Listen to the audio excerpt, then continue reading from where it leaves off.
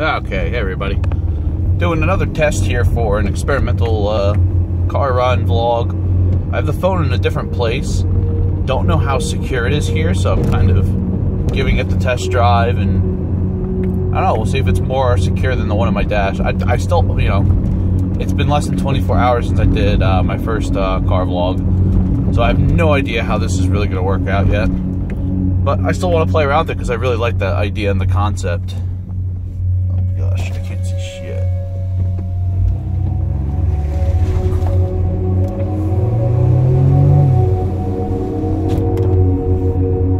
Regardless how the format goes, there's definitely going to be cuts of some kind. Like just now I had to stop and roll down my window because it's still, oh, here we go again.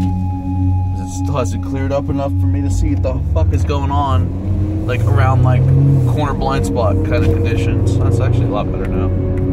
It's weird, it's like you ever, like, you know, you roll down your window and it's supposed to like wipe everything because it's supposed to be in contact. I don't think it's making great contact because there's like certain spots that are getting wiped and the rest is not. But once the car warms up, my defrosters will take care of the rest. Actually, it's already warmed up. That's kind of cute. It's really warm out. Like, it's probably like 40 something degrees for, you know, for mid-March is rather impressive, actually.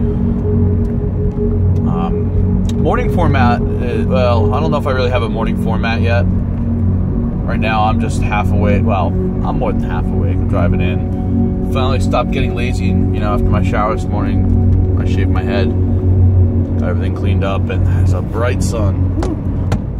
I'm still getting used to commute time during daylight, with the daylight savings in effect, or not in effect, but the daylight savings change, because now the sun's up in my grill. Usually it's not this high, which is kind of interesting. Usually it's pretty low at 7:30 in the morning. Yeah, I usually leave my house between 7:15 and 7:30, depending on how organized I am that morning. And arriving at work between 8:15 and 8:30. My official start time is 9, with like 9 to 5:30 with a half-hour lunch kind of concept. But if I get in early, I can like extend my lunch out some or swing my leave time a little early. Depends. So usually I try to take like the half-hour lunch, and whatever time, however early I make it in, is how early I leave. That doesn't always work out because of traffic in my area. Like the rush hour commute is pretty busy. That pushing off to leave till 5:30 works out a little bit better because like the initial rush is underway and further along. Now when I start leaving, I still hit some commuter traffic, but it's not that bad, really. So what were we talking about last time? I was talking about the Pokemon stuff. So I kind of give a background, like how my daughter got into Pokemon. So how does that fit into the big picture? Well, I guess that fits into the big picture because I always played I played the original Game Boy games. That was, how old was I? That was like 98. I'm trying to remember. I was 14 at the time, so it was like, it was definitely part of my generation. The founding of Pokemon in the States here was definitely part of my generation. And I've definitely enjoyed the Pokemon games because, well, they did something for me. They had that, they hit the buttons that need to be hit for like the RPG gameplay, check. The grinding aspect of it, check. The collection, hoarding portion of it is there. And the grinding part more focuses on like perfection and, you know, grinding to level up and that kind of stuff. Like really, like that JRPG context to it, like hit home the whole way. And it was kind of cool because it was like battle monsters. I was like, this is kind of cool.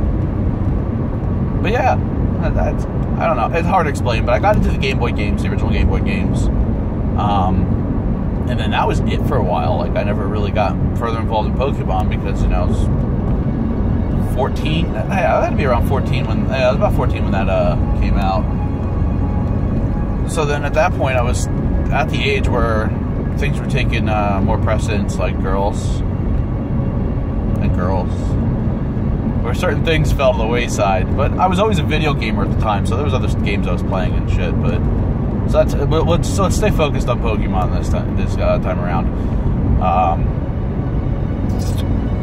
So I always enjoyed the games. Later on in life, probably like 18, 19, around that age, as a gamer, I was looking back into some older games. That's when I started getting really into emulators.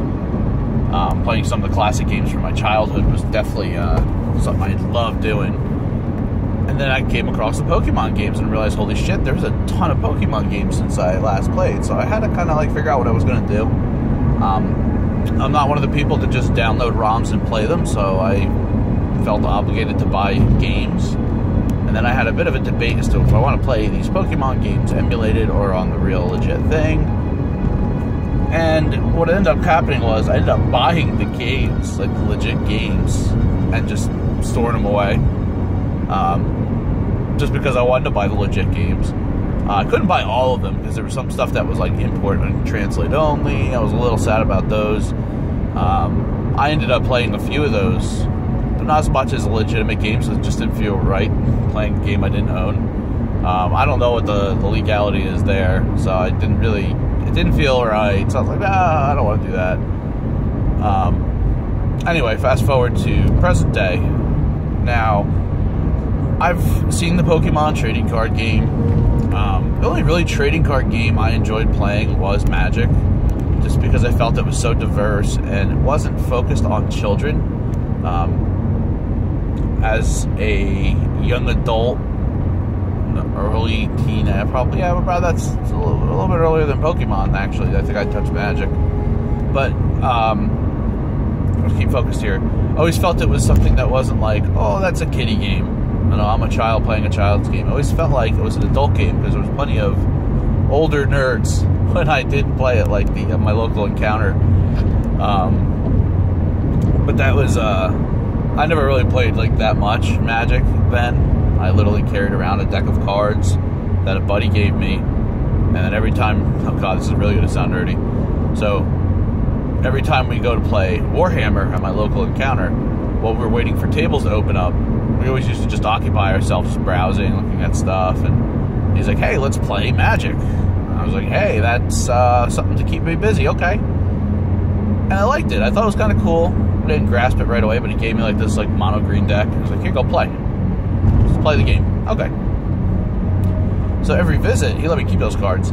Every visit to the encounter, while we're waiting for a table to open, I'll go up to the counter, buy a pack of cards when I first get there, sort through them, literally just pick out the stuff I wanted that would go in my deck, and then just throw the rest in the freezies bin. Just drop it in, let anybody take them. So I've probably thrown out at that time a good amount of money worth of Magic cards just because they didn't fit. I was never a huge collector at that point. Like, I didn't have any like Lotuses or any crazy shit like that. I just literally had whatever cards. It was just the green beastie deck that he gave me, and I just threw green cards in it that sounded like they fit, and take cards out that I didn't like, and that was my deck building at that time. Eventually, I brought in the two colors, but that's besides the point. But I just wanted to capitalize the nerdiest there that you know, I didn't play Magic. I played Magic while waiting for Warhammer tables to open up. I don't know which sounds worse. And I tried out this morning.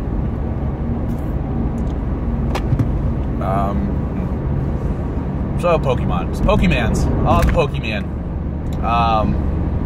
I did know the younger generation, like my brother-in-law was definitely a lot more into it than I was, but he was also 2 years younger than me. So that was enough of a generational gap at that age that it makes a difference. But I always enjoyed the concept of it. I thought it was kind of cool where you're training these creatures to do battle. I mean, I didn't look at it from the politically correct PETA aspect of, oh, they're animals and you're controlling them and torturing them. I was like, no, this is like my digital Pokemans. My little digital pocket monster. I'm like, I don't know. That was weird. It was a weird time for me. But anyway, now we fast forward to now. I think that's like the 4th time I've said that, but whatever. So my daughter got into them. She wanted to collect them. So I was like, all right, first thing I got to do is I got to figure out how to play it myself. Because my daughter's going to play these cards. I need to at least teach her the rules. I'm sure they're playing it by the rules at school. But I'll teach her the rules. Make sure we both understand it. Let my wife, because my wife partakes in the Magic game, so I'll let her learn it a bit, at least have some kind of awareness of it, so she can learn how to play, and we can, you know, it becomes a hobby rather than just a fad. I still have a feeling it's going to be a fad, but we'll see as time goes by. But she, so that all went well. You know, I taught her how to play, and we read the rules, we understood them together. They have like the Pokemon online, which I actually have some recordings of me playing against my daughter on Pokemon online. So we'll see how that comes out. I'll have to play around with that. I literally just sat and recorded it, threw my my recording session up, and just did a couple versus battles with her with the Pokemon online, it was a lot of fun. I mean, the game itself is fun. It's not super challenging. It's if you're familiar with the rules of Magic, it's a very simplified approach. You have a draw step where you draw your card. Your hand is unlimited, so you can have as many cards as you want. You can still lose by running out of cards, having no cards to draw when you're supposed to draw. So you can deck yourself still. Key basics. There are permanents, like they call them stadium cards. All trainer cards are pretty much sorceries. In essence, they're spells that you can only cast during your main phase. There are no instant speed spells that I'm aware of, but you'll cast them all during your main phase and cast as many as you want. You don't use any energy. There's there's trainer cards that are called supporters. You can use one of those a turn, but everything else is unlimited. And you have to have a Pokemon in your active location, your active spot, at any time. So those are the only thing that, like, you have a board state, you have a bench, as they call it, where you keep your Pokemon, but in essence, you only have one active Pokemon, which means that most effects only target that Pokemon. Bumpy roads. Don't realize how bumpy these roads are until you're watching your camera. But anyway, yeah. So we played on that. I've actually played on there a few times. I think it's fun. I like competitive strategy games. Like, they have a versus mode where you can play with like the pre-constructed theme decks and stuff, and you know, I like kind of dissecting them and finding a strategy. Get cards to play with. Like, I'm not achieving anything. I usually play it just a little bit with my daughter, or to help give her something to play against. For me, on my account, my account only exists too because she's a child. I need a parental account, a child account. But can't really do anything with the cards I collect, so I'm not sitting there like grinding out versus modes to collect cards and stuff like that because I can't use it. Like, I can't trade them. What's interesting about the Pokemon game is each, like a booster pack you buy, or deck, or any like mainstream product that you buy usually comes with a QR code in there. So in the event of a theme deck, you take a QR code, you scan it, and then it adds it to your collection in the online game. Really fucking cool. I was actually very impressed by that. Same thing applies for boosters. You open a booster, you scan the QR code in it, and then you have a free booster to open in game. It's not like a one-to-one match on the boosters, which would have been kind of cool, but also could have been a little terrifying as far as like the market and how they handle that, and people trying to get to these QR codes or being able to know what's in the pack, whatever. Anyway, preceded packs are that's a terrifying thought for the market, but you get another pack to open. So for her, it's really awesome because to me, there's nothing more fun than just, the pack opening, like seeing what you get, the thrill, the satisfaction of getting something cool, or the disappointment of getting shit. She still finds it as excitement because she's seeing new stuff almost all the time. She's collecting cards, she's gaining cards, whether they're good or bad. For her right now, it doesn't really play in. Whereas I open a pack of Magic cards, and the first 5 cards I look at, I'm just like, I instantly say no if it's shit or not, majority of the time. for her, she gets to open the pack on paper, and then she gets to sit down, open it on the computer, and get more stuff. So that works out really cool for her. And anything that you scan in with the QR code that you've legitimately purchased there or elsewhere, inside the app or elsewise, you could trade. My account, I have nothing I can trade because it's all just free acquired shit from playing the game. So that kind of sucks because I can't like have good cards and go, oh, here, you want this, I'll take that. And then we can build decks to play. Right now, for me, it's just I play like the pre-built decks, and I occasionally, I could build decks with the cards that I collect, but I don't know if I can do actual versus modes with them. It's weird. I haven't spent the time really looking into it, so I haven't really looked into it. I guess the easiest way to put it. So that's Pokemon in a nutshell. She plays it at school. The boys at school that she plays with cheat like bastards. Don't follow the rules. Play out of turn. Oh, they're just a bunch of little shits. But whatever. And she's not like discouraged by it. She knows the rules. She knows how to play it. And, like, she'll sit and play on that Pokemon game, the online game, with the AI trainer challenges, as they call them, where you just play against AIs and go through like their own little thing. It's hard to describe. It's just like a list of characters. As you beat one, the next one opens, kind of thing. You think of like, I guess Hearthstone's like that too. Anyway, but she's playing that, and she's got the concepts down. She's got the rules down. I like to call her a cheater when she pairs up Pokemon against their weaknesses. So she picks like a water guy and like, I'm gonna use Leaf. Everything's super effective. Or water on fire, so on and so forth. I like to call her a cheater there, but I mean, she's exploiting the mechanics of the game in the way it's meant to be exploited, but so you're not usually going up to somebody in the public and go, oh yeah, what are you playing? You're playing fire, huh? Well, I'm gonna play water. Ha ha, sucker. Doesn't really always work that way. I mean, but anyway, I'm getting focused on that. What do we want to talk about?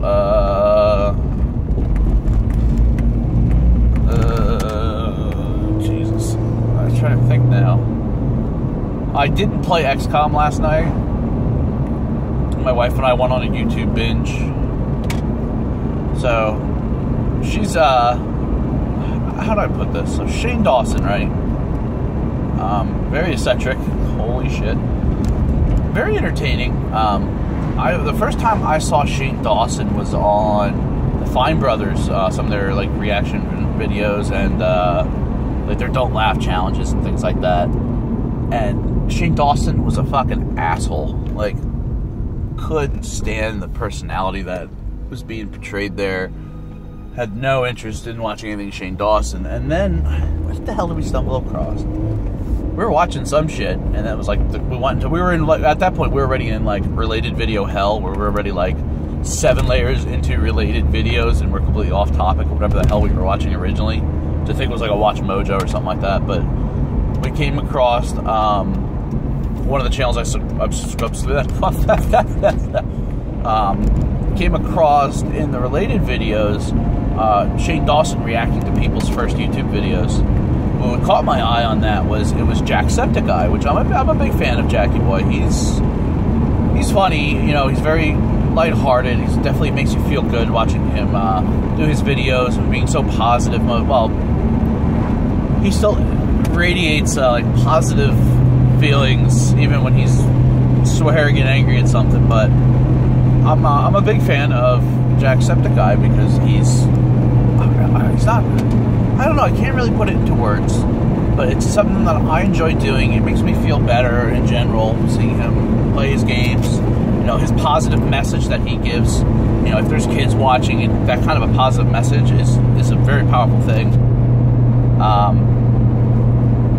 So I was very curious then, because I've never actually gone far enough back to watch his first video. So I watched that, and we saw some other, and back to Shane Dawson, watching that video, just seeing his reactions and how eccentric he is was just hysterical. My wife and I were laughing our asses off because we went through the entire playlist of reacting to YouTubers' first videos. So we definitely got some entertainment factor there. It was like 8 episodes. And then we started watching some other stuff of Shane's. Not too much. This is, when was this? This was 2 nights ago? Yes, 2 nights ago. So we went through this whole binge there. That was my first time actually, like, really watching a Shane Dawson video. I think I may have seen one before, but was not really interested. Watching a lot of, like, his eating, like, the different types of foods and just reacting to things. We were laughing our asses off. Fast forward to, oh, and also that day was the day my boss discovered the Angry Ram. I don't know if anybody's seen those videos. I have very mixed feelings on it. Like, some of it's hysterical, where the Ram is just, like, owning people is great. Like, I feel sorry for the guy sometimes, though, but yeah, I mean, when the Ram's owning people or playing with a tetherball they hung up in the forest or shit like that, I was laughing my ass off. I thought it was hysterical. So we were watching those two. Last night, what the hell happened? I was watching some nonsense.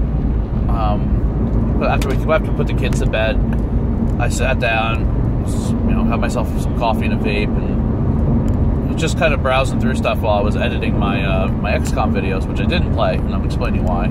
I did some editing on episodes 4 and 5. Got those exported. Did the vlog, yesterday's car vlog. I got that done as well. And then we got stuck in YouTube land, related videos, blah blah blah. Ended up back on, like, Shane Dawson and a couple other videos. And what ended up happening was Shane Dawson was, like, the stopping point of YouTube for the night. Like, I literally went through and got a bunch of, like, his eating different shit, reacting to it. And after that point, yawning. And after that point, my wife was getting tired at some, I forget what time it was. She was getting tired. I had some more videos I wanted to finish doing some editing because I had another round to do. So yeah, I didn't get to recording last night. If I had, like, a different PC, let's say if I, like, recorded on my PC and did, like, all my editing on another computer or laptop, a MacBook, whatever, I probably would be able to get more recording sessions in because I can keep that busy, have that queued up and running, re-encoding video and things like that, changing the format, and not occupy my desktop's use.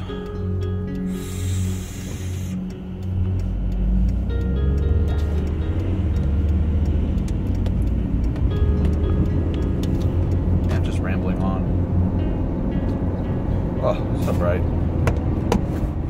I don't even know if this video is going to cut out, if it's going to record the entire hour drive, or if I'm going to, because we're about halfway through it now. I just crossed the halfway point.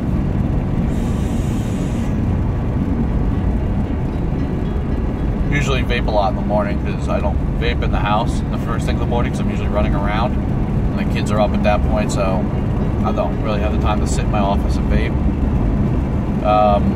What do we got going on? Like, real world. Now we're finished talking about Pokemans and YouTubes. Close that a little bit more. It's better. What do I got? Homebrew. We can talk about homebrew. I still haven't decided what recipe I'm going to brew, but I do want to brew one more batch of beer before end of March. We're halfway there, so I got some time, but I'm not sure what I'm going to brew yet. I got to figure that out. Once I do, I'm also going to try to figure out my recording situation so that I can record the brewing process and kind of not make this one as educational as I want to. Like, I'm not going to deep dive into each topic. I probably should.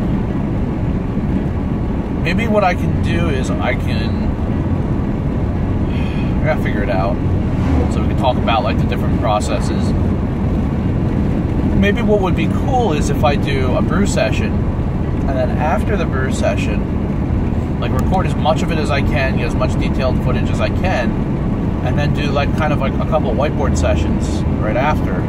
Talk about each process, each step, and kind of link that in the video.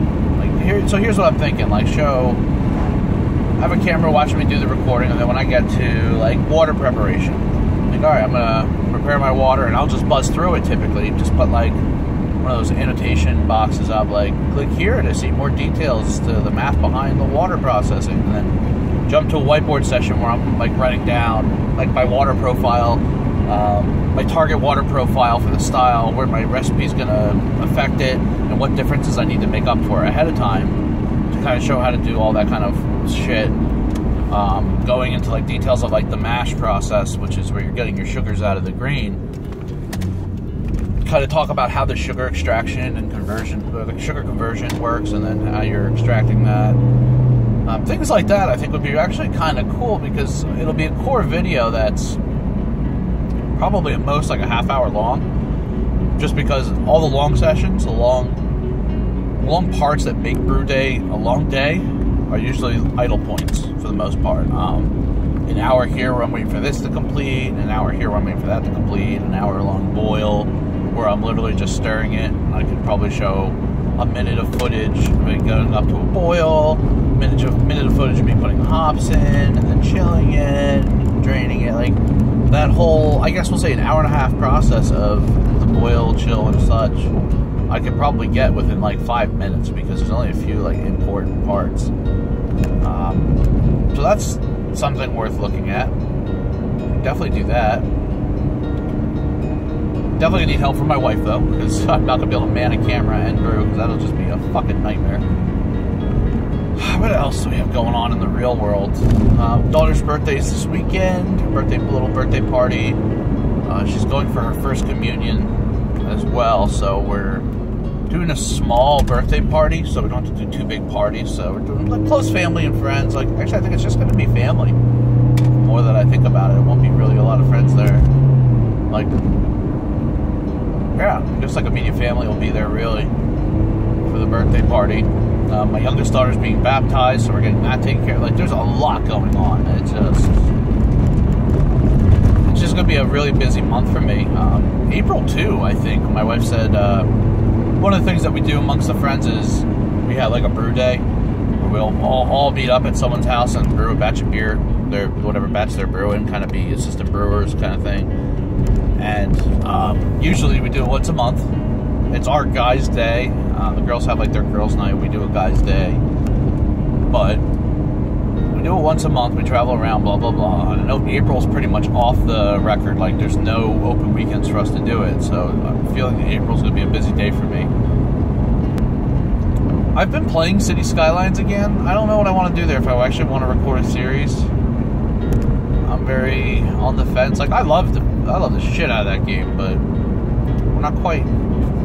I don't know. I don't feel like the content was really there. It's rather slow paced, so I may come up with something there. Might be more of a streaming thing, which is another topic. Figuring out what I want to do on my streaming channel. I want to do more content creation in general, like not specific to video games, let's plays, and things like that. So I'm still working on what stuff I want to do. You know, what do I want to share. My wife is a baker. I was thinking about giving her own little segment where she could do kind of like her baking tips and tricks. Like she does, well, she's not just a baker, she's a cake decorator as well. So she does a lot of custom cakes, mostly just friends and family, mostly for legal reasons. So she doesn't like run a cake business. She more or less makes cakes for people. Eventually we're going to run some businesses, but right now we don't have the financial backing to go that far, so we're not really hurting financially. Things are definitely tight. We're running off a single income right now. My wife's at home raising 2 kids.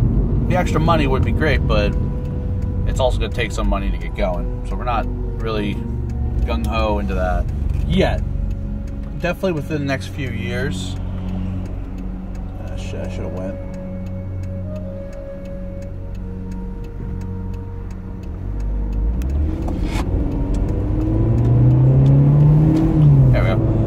Definitely within the next few years, we're going to look to, she's definitely going to want to open a bakery. One day I want to open a brewery, but right now, financial backing is an important thing, and getting things stabilized at home comes first. Once the kids are old enough that they're both in school, I can see her looking at exploring some options. But that could be another outlet of the channel outlet of the channel where she's doing her YouTube videos for baking in general, like baking things, doing things, showing some tips, tricks, or decorating techniques, things like that. I'm sure she could have fun with that. Even us having some fun baking stuff in the, you know, the kitchen. What else we got? I'm like brain farting. Streaming. What else did I want to stream? Oh, Banished. I mentioned that in the channel update. Yeah, I haven't really played it that much lately. I'm trying to get back into it. As I mentioned before, I do have the 900, whatever the hell it is, huge number of villagers after like 200 years. I've already like achieved like the villager count. I just have to let the time pass because we're like at just over 100 years. So I'm letting that happen so I can just get that achievement done and over with. I'm not even playing it. I'm just literally loading it up and letting it run. Typically with Banished, the easiest way to kill your city is just let the game run overnight, because everybody will die. Because like one bad thing happens, it turns into a chain reaction. You run out of people, or you don't have enough guys to fill in for people when they die, so nobody's actually like collecting food and shit. That does happen. I've had many decent towns just be completely wiped out after a few hours of sleep. I actually tried it with this one. I'm like, let's see what happens. And I went from like 900, I had over 1,000 people, counting like children and shit, to like 300 adults and a bunch of students and stuff after letting it run overnight. Like the same thing happened where we ran out of, like, our food supplies our food intake was not matching our food consumption, and there was definitely starvation. Like, I can guarantee that, but it wasn't that bad. Like, there was still quite a few people alive, so I was like, oh, that's kind of funny. But I gotta get that going, let it run, get to the point where I don't need to worry about it anymore. So that's eventually gonna happen.